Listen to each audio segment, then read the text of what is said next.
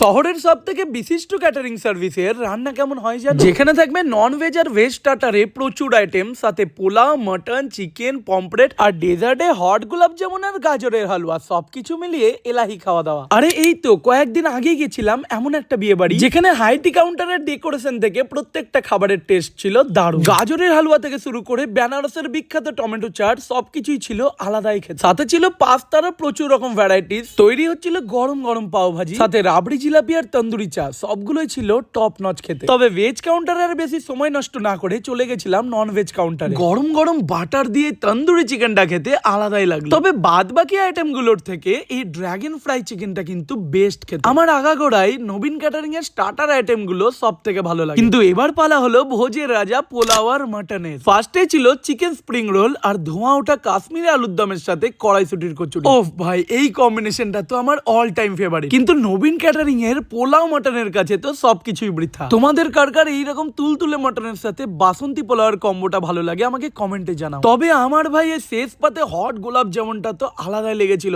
এত সফট আর ভেতরটা পুরো কেশরে ভর্তি। নিজেদের অনুষ্ঠানেও এত সুন্দর খাবার করার জন্য নবীন ক্যাটারিং কে মাস্ট কন্ট্যাক্ট করো, ক্যাপশনে নাম্বার দেওয়া আছে।